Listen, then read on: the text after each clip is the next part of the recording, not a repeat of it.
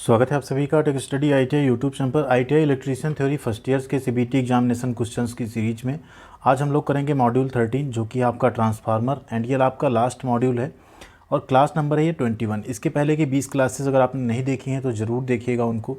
एक एक क्वेश्चन को अच्छे से with figure with images with GIF आप सभी को हमने एक्सप्लेन किया है, जिससे आप इलेक्ट्रीशियन फर्स्ट ईयर के एग्जामिनेशन में बहुत अच्छा परफॉर्म कर सकते हैं। तो वीडियो को लाइक एंड शेयर जरूर कीजिएगा। साथ में चैनल पर नया भी सब्सक्राइब बटन नहीं हिट किया, सब्सक्राइब करके इस तरह से बेल आइकन को दबा लीजिएगा।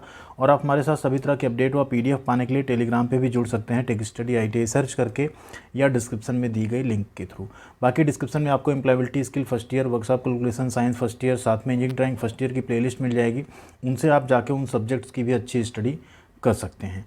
आइए स्टार्ट करते हैं क्वेश्चन एंड आंसर्स। एंड सबसे इंपॉर्टेंट बात, लास्ट में सभी पार्ट की तरह यहाँ पे भी आपको एक प्रीवियस पार्ट का क्वेश्चन मिलेगा जो कि बोनस क्वेश्चन है।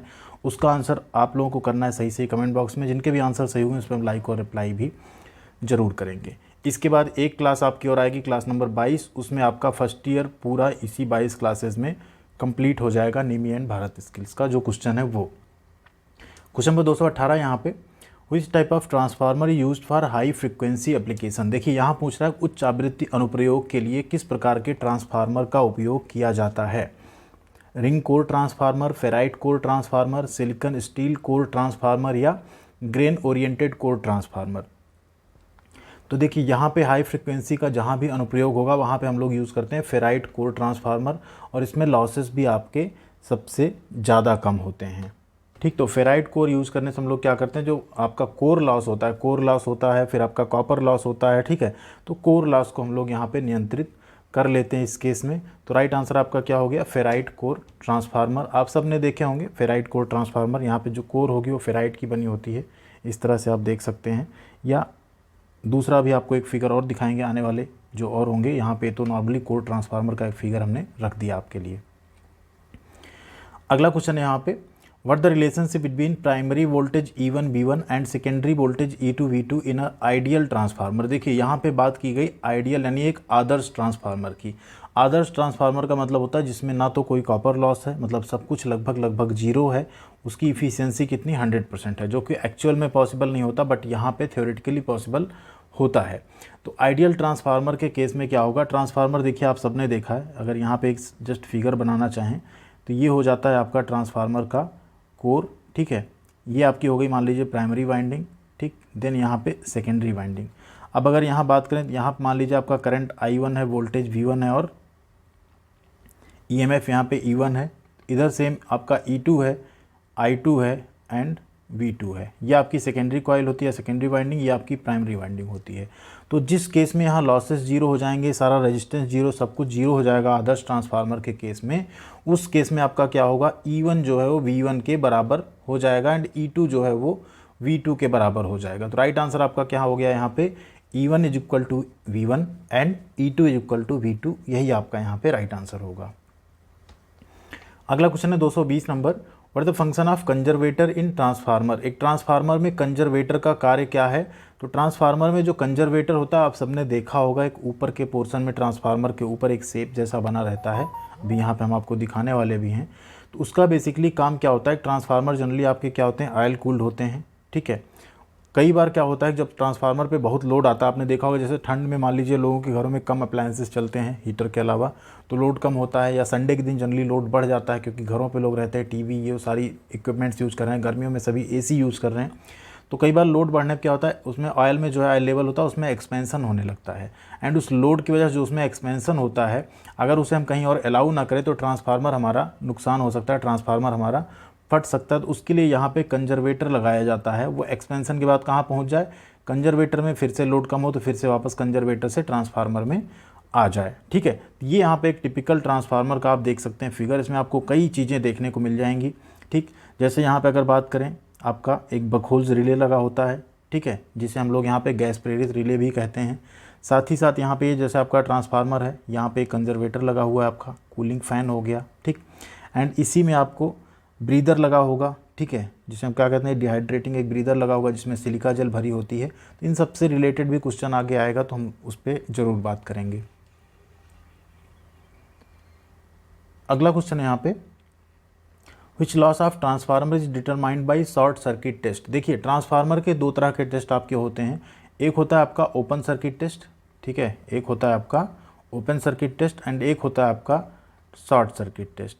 देखिए जो ओपन सर्किट टेस्ट होता है इसमें जनरली हम लोग जो है कोर लॉस एंड जो आपका आयरन लॉस होता है, जिसे हम लौह हानियाँ बोलते हैं, iron loss and core loss जो होता है वो डिटरमाइन करते हैं।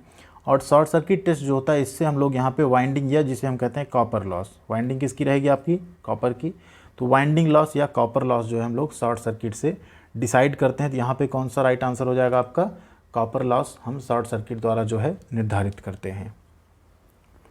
222 नंबर क्वेश्चन है, calculate the voltage regulation in percentage of the transformer if the no load voltage is 240 volt and full load voltage is 220 volt. देखिए नो लोड वोल्टेज कितना दिया 240 volt and full load voltage कितना दिया है 220 यानी 220 volt.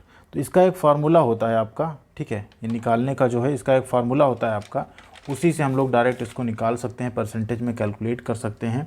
तो यहाँ पे अगर हम वी नो लोड की बात करें यहाँ पे तो कितना है आपका 240 वोल्ट, ठीक है, एंड फुल लोड वाला कितना है आपका वी एफ एल, अगर उसको लिख दें हम लोग 220 वोल्ट है, ठीक है। तो जो यहाँ पे पूछ रहा है, क्या पूछ रहा है, वोल्टेज रेगुलेशन, या इसी को हम लोग क्या कहते हैं यहाँ पे वोल्टेज का प्रतिशत विनियमन, मतलब वोल्टेज नियमन जिसे कहते हैं। तो वोल्टेज रेगुलेशन को अगर हम यहाँ पे वी आर लिखें तो उसका फार्मूला होता है वी नॉट या we zero minus V L full load वाला जो है अपान वी एल इंटू 100, ये हो जाएगा परसेंटेज में, ठीक है। तो यहाँ पे निकाल लेते हैं इसको, तो आपका वी जीरो कितना 240 माइनस 220 अपान 220 इंटू 100, ठीक है, हो गया ये, इसका एक जीरो यहाँ हम कट कर लेते हैं। 240 में से 220 गया, कितना आया 20 गुणे 10, 10 यहाँ बचा हुआ है बटे 22, ठीक है। तो ये हो गया आपका 200 बटे 22। इसको अगर आप डिवाइड करेंगे तो आप पाएंगे कि आपका राइट आंसर कितना रहा है 9.09%।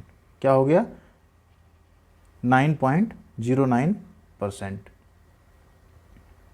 नेक्स्ट पे चलते हैं, 223 नंबर क्वेश्चन है, what the purpose of using laminated core in transformer. एक ट्रांसफार्मर में लैमिनेटेड कोर यानी टुकड़े टुकड़े में कोर का उपयोग करने का उद्देश्य क्या है। तो एक ट्रांसफार्मर में लैमिनेटेड कोर हम इसलिए यूज़ करते हैं, बार बार इस क्वेश्चन का आपने पढ़ा भी होगा कि हमें क्या हानि, वहाँ पे जो भंवर धारा की हानि होती है, एडी करंट लॉस होता है, उसे हमें क्या करना है, रिड्यूस करना होता है, इसलिए हम वहाँ पे लैमिनेटेड कोर का यूज़ करते हैं, किसमें, ट्रांसफार्मर में, ठीक है। किसी भी ट्रांसफार्मर में हमारा उद्देश्य होता है लॉसेस कम से कम हो, जिससे हमें उसकी इफिशियंसी यानी दक्षता ज़्यादा से ज़्यादा मिल सके, ठीक। तो भंवर धारा हानि को रोकने के लिए हम क्या यूज़ करते हैं, वहाँ पे लैमिनेटेड कोर यूज़ करते हैं। एक ट्रांसफार्मर का अगर ये पार्ट आप देखेंगे, ये प्राइमरी कॉइल है, ये आपका सेकेंडरी कॉइल है जहाँ आपको आउटपुट मिलता है, एंड ये आपकी लैमिनेटेड कोर है। सबको पता है ये म्यूचुअल इंडक्शन के सिद्धांत पे काम करता है, फैराडे के नियम पे, ठीक है। यहाँ पे फ्लक्स ट्रांसफ़र होता है प्राइमरी टू सेकेंडरी, जो कि इलेक्ट्रिकली कनेक्टेड नहीं लेकिन मैकेनिकली ये सब कनेक्टेड रहती हैं यहाँ पे, ठीक है। तो यहाँ से फ्लक्स ट्रांसफ़र होता है, इसी के बेसिस पे ट्रांसफार्मर जो है आपका काम करता है, और ये है आपका क्या है, लैमिनेटेड कोर है, जिसे हम पटलित कोर भी यहाँ पे कहते हैं, टुकड़े टुकड़े में कोर भी कहते हैं। अगला क्वेश्चन है, what the cooling method of transformer. इस ट्रांसफार्मर का जो कूलिंग मेथड है ना वो बताना है आपको क्या है। तो इसमें देखिए कोई अलग से आपको अरेंजमेंट नहीं दिख रहा होगा, एक नेचुरल कूलिंग आपको दिख रही है ऑयल के थ्रू। तो ये क्या है, नेचुरल ऑयल कूलिंग या ऑयल नेचुरल कूलिंग इसे कहते हैं यहाँ पे। तो राइट आंसर आपका हो जाएगा option number A. 225 number question है, what the condition for obtaining maximum efficiency from transformer. बहुत ही इंपॉर्टेंट क्वेश्चन है कि किसी ट्रांसफार्मर से अगर हमें अधिकतम दक्षता प्राप्त करनी है तो उसकी क्या शर्त है। तो उसकी शर्त ये होती है कि आपका जो कॉपर लॉस है वो आयरन लॉस यानी जो ताम्र हानि है, वाइंडिंग वाला लॉस है, वो लौह हानि यानी आयरन लॉस के बराबर हो जाए। तो copper loss is equal to iron loss अगर है तो आपको वहाँ पे ट्रांसफार्मर की जो दक्षता है, जो इफिशियंसी है, परफॉर्मेंस है, वो मैक्सिमम मिलेगी।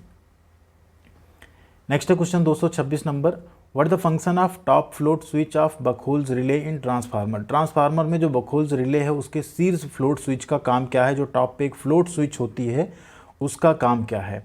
एक्टिवेट इन मॉइस्चर प्रेजेंस, नमी की उपस्थिति में सक्रिय हो जाए। Activate at overloading condition, overload की कंडीशन में एक्टिव हो। या activate at open circuit condition, open circuit की स्थिति में सक्रिय हो। या activate at high temperature condition यानी हाई टेम्परेचर कंडीशन में सक्रिय हो। तो यहाँ पे आपका राइट आंसर हो जाता है activate at overload condition. Overloading के कंडीशन में क्या होती है, जो टॉप फ्लोट स्विच होती है वो यहाँ पे एक्टिव हो जाती है। किस में लगी होती है, बकहोल्स रिले जो आपका होता है, जिसको हमने क्या कहा, गैस प्रेरित रिले होता है आपका, उसी में आपकी ये टॉप फ्लोट स्विच जो होती है लगी होती है यहाँ पे। ये अगर आप देखेंगे तो यहाँ पे क्या है, आपका ट्रांसफार्मर का मेन टैंक है।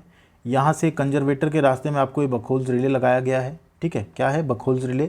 अब उसी का ये डेवलप्ड रूप आप यहाँ पे देख रहे हैं, ठीक है। ये लाइन कंजर्वेटर को चली गई, ये लाइन मेन ट्रांसफार्मर से आ रही है, ये पोर्शन हो गया आपका बकहोल्स रिले, ठीक। तो इसी में यहाँ पे आप देखेंगे एक फ्लोट स्विच लगी होती है, उसी की यहाँ पे बात कर रहा है। ये अलार्म सर्किट को यहाँ पे देती है, किस कंडीशन में, ओवरलोड की कंडीशन में एक्टिवेट होती है ये, ठीक है। अगला क्वेश्चन है 227 number, why the core of current transformer is having low reactance and low core losses. अब यहाँ करंट है यहाँ, ठीक, इसको वर्तमान मत पढ़िएगा, ये करंट ट्रांसफार्मर है, ठीक है, करंट ट्रांसफार्मर, ठीक है। यहाँ पे कह रहा है कि why the core of current transformer, एक करंट ट्रांसफार्मर की जो कोर है उसे यहाँ पे हैविंग लो रिएक्टेंस, उसका रिएक्टेंस यहाँ पे प्रतिघात जो है लो क्यों रखा जाता है, एंड लो कोर लॉस, उसका कोर लॉस कम क्यों रखा जाता है। तो यहाँ पे इसका राइट आंसर होगा, 4 ऑप्शंस मिलेंगे आपको। टू मिनिमाइज द बर्डन, मतलब बोझ को कम करने के लिए। टू मेंटेन कांस्टेंट आउटपुट, निरंतर आउटपुट बनाए रखने के लिए। To prevent high static shield, उच्च स्थिर ढाल बनाने के लिए। या to minimise the error in reading. Right answer यही यहाँ आपका कि लो रिएक्टेंस और लो कोर लॉसेस रखते हैं हम इसलिए कि हमारा वहाँ पे क्या हो, जो रीडिंग है ना उसमें कोई एरर ना आए। To minimise the error in reading, यानी जो वहाँ पे रीडिंग आए, कोई भी जो पढ़ने में रीडिंग आए उसमें हम क्या करें, उसे हम कम से कम रखें यहाँ पे। तो राइट आंसर हो गया आपका option number D. 228 number question है, how the error in reading of a potential transformer can be reduced. अब यहाँ देखिए करंट ट्रांसफार्मर के बजाय यहाँ क्या आ गया, पोटेंशियल ट्रांसफार्मर। तो विभव ट्रांसफार्मर को पढ़ने में त्रुटि को कैसे कम कर सकते हैं हम, तो यहाँ पे अगर आपको एरर इन रीडिंग कम करना है तो उसके लिए हमें यूज़ करना पड़ेगा क्या, providing good quality of core material. हमें कोर मटेरियल क्या होगा, अच्छा प्रोवाइड करना होगा। जैसे फेराइट कोर हो गई आपका, तो गुड क्वालिटी का अगर कोर मटेरियल आप प्रोवाइड करेंगे तो आप वहाँ पे एरर इन रीडिंग जो होगी, ठीक है, पढ़ने की जो त्रुटि होगी पोटेंशियल ट्रांसफार्मर में, उसे आप कम कर सकते हैं। 229 नंबर क्वेश्चन है, why the load is disconnected before the of load tap changing operation. Auto transformer की भी अगर यहाँ बात करें, यहाँ पूछ रहा है कि जो of load tap changing operation है उससे पहले लोड को काट क्यों दिया जाता है, मतलब ऑफ लोड टैप चेंजिंग के केस में हम लोड को डिस्कनेक्ट क्यों कर देते हैं। 4 ऑप्शंस मिल रहे हैं आपको। To disconnect the tappings from neutral point, तो ये तो यहाँ वैसे ही रॉन्ग हो जाता है। To disconnect the moving contact of the diverter. To avoid heavy sparking at the contact point, मतलब जो संपर्क बिंदु है, कॉन्टैक्ट के बिंदु है, उस पर भारी स्पार्किंग से बचने के लिए। तो यही यहाँ पे आपका राइट आंसर हो जाता है। इसीलिए हम ऑफलोड टैप चेंजिंग में क्या करते हैं, ओवरलोड को पहले हम काट देते हैं। अदरवाइज़ क्या होगा, जो कॉन्टैक्ट्स हैं, जो संपर्क पॉइंट्स हैं, वहाँ पे हैवी स्पार्किंग हो सकती है, उससे आपकी चीज़ें खराब भी हो सकती हैं। अगला क्वेश्चन है 230 number, what the name of the part in power transformer. ये आपका एक पावर ट्रांसफार्मर है। इस इमेज को देख के आपको बताना है ये क्या है। तो अगर आप इमेज देख रहे होंगे, यहाँ देखिए फ्लोट स्विच भी दिख रही है, उसके कॉन्टैक्ट्स दिख रहे हैं, ठीक है। एंड ये आपका ट्रांसफार्मर के मेन टैंक का लाइन है, ये जा रहा है आपका कंजर्वेटर में। तो ये क्या है आपका, एक्चुअल में यही आपका बकहोल्स रिले। राइट आंसर क्या है, बुकहोल्स रिले या बकहोल्स रिले आप इसे पढ़ते हैं। कैसा रिले होता है, ये गैस प्रेरित रिले होता है। यही आपका राइट आंसर यहाँ पे। अगला क्वेश्चन है, which condition is absolutely essential for parallel operation of two transformer. 2 transformer के समांतर संचालन के लिए कौन सी स्थिति बिल्कुल आवश्यक है। देखिए कुछ चीज़ें होती हैं जो किसी काम को करने में अति आवश्यक, मतलब बिल्कुल आवश्यक होती हैं, बिना उनके वो काम नहीं चल सकता। एंड कुछ ऐसी चीज़ें होती हैं जिन्हें अगर आप बाईपास भी करते हैं तो काम चल सकता है। तो उसी में से एक है कि अगर आपको 2 ट्रांसफार्मर पैरेलल ऑपरेशन में चलाने, कई बार क्या होता है कि मान लीजिए आपका एक ट्रांसफार्मर लगा है, या मान लीजिए 25 kVA का, जो भी है थोड़ा सा कम रेटेड है, एंड लोड ज़्यादा बढ़ रहा है, उस केस में आपके पास एक बड़ा ट्रांसफार्मर नहीं, कई बार हम होता है पैरेलली एक दूसरा ट्रांसफार्मर सेम कैपेसिटी का या उससे छोटा का कनेक्ट करके उसे चलाते हैं। तो इस केस में क्या होना चाहिए, वही यहाँ पे पूछ रहा है। तो एक चीज़ ज़रूर होना चाहिए कि ये आपके दोनों फेज सीक्वेंस में रहने चाहिए, मतलब इनका कला अनुक्रम जो है सेम रहना चाहिए, फेज सीक्वेंस में रहने चाहिए। तो यही आपका यहाँ पे राइट आंसर है कि समानांतर संचालन करना है तो फेज सीक्वेंस आपका सही होना चाहिए, दोनों का सेम होना चाहिए। अगला क्वेश्चन है 232 number, which construction technique is use to reduce copper loss in larger transformer. बड़े ट्रांसफार्मर में तांबे के नुकसान को कम करने के लिए किस निर्माण तकनीक का उपयोग किया जाता है। तो यहाँ पे देखिए बड़े ट्रांसफार्मर की बात हो रही, मतलब जो बड़े बड़े लार्जर ट्रांसफार्मर होते हैं उनमें हम क्या करते हैं, कॉपर लॉस को रिड्यूस करने के लिए वहाँ पे स्टेप्ड कोर यूज किए जाते हैं। कैसे कोर यूज होते हैं? Use stepped core arrangement. And आपने देखा भी होगा बड़े बड़े ट्रांसफार्मर को थोड़ा शिफ्ट करके उसे चेंज करने में 2-2 दिन 3-3 दिन लग जाते हैं ट्रांसफार्मर को बदलने में, कि वो स्टेप्ड कोर या उसका कोई भी कोर थोड़ा सा भी अपनी जगह से डिस्प्लेस ना हो जाए, सरक ना जाए। ठीक है, तो कई तरह के कोर होते हैं, रेक्टेंगुलर कोर होते हैं, स्क्वायर कोर होते हैं, एंड आपका एक स्टेप्ड कोर भी होता है ट्रांसफार्मर में। तो राइट आंसर हो गया आपका use stepped core arrangement, answer D. 233 number question है, what the name of transformer. इस ट्रांसफार्मर का आपको नाम बताना है, क्या है ये? तो ये है आपका बेसिकली एयर कोर ट्रांसफार्मर। क्या है? एयर कोर ट्रांसफार्मर है। एंड अगला ऑप्शन भी आपको यहाँ पे दिख रहा होगा, आयरन कोर ट्रांसफार्मर, जो कि आप लोग जनरली देखते ही हैं। ये है आपका रिंग कोर ट्रांसफार्मर। क्या है? रिंग कोर ट्रांसफार्मर है। ये आपका देखिए क्या है, ये फेराइट कोर ट्रांसफार्मर है। एंड आयरन कोर तो आपने जनरली यहाँ पे देखा ही है, जो इस तरह के होते हैं। ठीक है, नेक्स्ट है 234 number question, which transformer use to measure high voltage installations. High voltage installation को मापने के लिए किस ट्रांसफार्मर का उपयोग किया जाता है? तो हाई वोल्टेज इंस्टॉलेशन अगर आपको मेज़र करने हैं, उस केस में हमें क्या यूज़ करना होगा? वहाँ पे पोटेंशियल ट्रांसफार्मर। क्या यूज़ करेंगे हम लोग? ऑप्शन नंबर सी, पोटेंशियल या विभव ट्रांसफार्मर। 235 नंबर क्वेश्चन है यहाँ पे, how does the moisture is controlled in breather fitted on power transformer. एक पावर ट्रांसफार्मर पर लगे हुए ब्रीदर में नमी को कैसे नियंत्रित किया जाता है? तो ब्रीदर, ठीक है, जैसा इसका नाम है ना, श्वसक या ब्रीदर, उसमें नमी को नियंत्रित करने के लिए जो ट्रांसफार्मर आयल है उसमें भी नमी को नियंत्रित करने के लिए क्या यूज़ करते हैं हम लोग? सिलिका जेल का यूज़ करते हैं। जनरली आप सब ने देखा होगा, सिलिका जेल पहले ब्लू रहता है, धीरे धीरे मॉइस्चर एब्जॉर्ब करते करते वो जब पिंक कलर में हो जाता है तो फिर उसे रिप्लेस भी करना होता है। आजकल कई ऐसे डिजिटल टाइप के भी आते हैं जो देते हैं कि हाँ वो कितना % चोक हो चुका है, कितना सेचुरेट हो चुका है, और जब 100% हो जाता है तो फिर आपको 100% से पहले उसे रिप्लेस करना होता है। क्योंकि अगर ट्रांसफार्मर आयल में थोड़ा भी मॉइस्चर रहता है, 0.1%, 0.5% तक भी अगर मॉइस्चर आता है तो उसकी इफिशियंसी बहुत ज़्यादा घट सकती है, उसका जो कार्य करने की क्षमता है बहुत घट सकती है। इसलिए उसमें बिल्कुल भी ऑयल में जो मॉइस्चर कंटेंट है उसे हम मिनिमम रखने की कोशिश की जाती है। एंड उसे चेक किया कैसे जाता है? तो क्रैकल टेस्ट होता है आप सबका, हो सकता है आगे क्वेश्चन भी आपको मिले। अगला क्वेश्चन है, which power loss is assessed by open circuit test on transformer. एक ट्रांसफार्मर पर ओपन सर्किट टेस्ट द्वारा किस शक्ति हानि का आकलन किया जाता है? तो ओपन सर्किट से हमने आपको बताया था ना, core loss and iron loss किससे हम करते हैं? ओपन सर्किट टेस्ट से। राइट आंसर यहाँ क्या हो गया आपका? Core loss. कॉपर लॉस हम किससे करते हैं? शॉर्ट सर्किट टेस्ट से। 237 नंबर क्वेश्चन है, which is determined by the crackle test of transformer oil. Transformer oil के क्रैकल टेस्ट से किसका निर्धारण होता है? एसिडिटी यानी अम्लता का, मॉइस्चर यानी नमी का, विस्कोसिटी यानी श्यानता का, डाइलेक्ट्रिक स्ट्रेंथ यानी परावैद्युत शक्ति का। तो क्रैकल टेस्ट से हम लोग निर्धारण किसका करते हैं? मॉइस्चर यानी जो नमी होती है ट्रांसफार्मर आयल में, उसका निर्धारण करते हैं क्रैकल टेस्ट से। 238 नंबर क्वेश्चन है, which material use to make core of power transformer. Power transformer का कोर बनाने के लिए किस सामग्री का उपयोग किया जाता है? सॉफ्ट आयरन यानी नरम लोहा का, रोल्ड स्टील का, कॉपर एलॉय यानी तांबे की मिश्र धातु का, या कोल्ड रोल्ड ग्रेन ओरिएंटेड यानी कोल्ड रोल्ड ग्रेन ओरिएंटेड जो है उनके कोर होते हैं। तो यही आपका यहाँ पे राइट आंसर है, option number D. Question number 239 है, what the name of this transformer. ये ट्रांसफार्मर आप देख रहे हैं यहाँ पे कोर है, फिर दोनों तरफ आपको प्राइमरी और सेकेंडरी क्या दिख रही है? वाइंडिंग दिख रही है। तो कोर है मतलब ये कोर टाइप का ट्रांसफार्मर है। क्या है right answer? Option number B, core type transformer. देख के ही आप बता सकते हैं आसानी से। नेक्स्ट है 240 number question, what the purpose of providing explosion went in a power transformer. एक पावर ट्रांसफार्मर में एक्सप्लोजन वेंट यानी विस्फोट वेंट प्रदान करने का उद्देश्य क्या है? तो जैसा इसका नाम है ना, विस्फोट कब होगा? जब प्रेशर बढ़ता है ना, तो उस प्रेशर को रिलीज़ करना जरूरी होता है, अदरवाइज उसकी वजह से विस्फोट हो सकता है, एक्सप्लोजन हो सकता है। तो यही यहाँ पे आपका राइट आंसर हो जाता है, प्रेशर रिलीजिंग यानी प्रेशर को रिलीज़ करने के लिए विस्फोट वेंट दिया जाता है, जिससे ट्रांसफार्मर हमारा सुरक्षित रह सके। अब आती है आपकी बारी बोनस क्वेश्चन की। 240 क्वेश्चन थे। आने वाले टाइम में जो बाकी क्वेश्चन है आपके ना 12 से 15 क्वेश्चन ही बचे, आपके पार्ट 22 यानी क्लास नंबर 22 में हो जाएंगे। ये बोनस क्वेश्चन है, काफ़ी इंपॉर्टेंट क्वेश्चन है, बहुत ही आसान भी है। इसका आंसर उम्मीद करते हैं आप सब लोग सही सही करेंगे। क्वेश्चन है, which material use to make heating element. Heating तत्व बनाने के लिए किस सामग्री का उपयोग किया जाता है? सिल्वर यानी चांदी, कॉपर यानी तांबा, नाइक्रोम का या एल्यूमिनियम का। जो भी राइट आंसर हो कमेंट करके जरूर बताइएगा।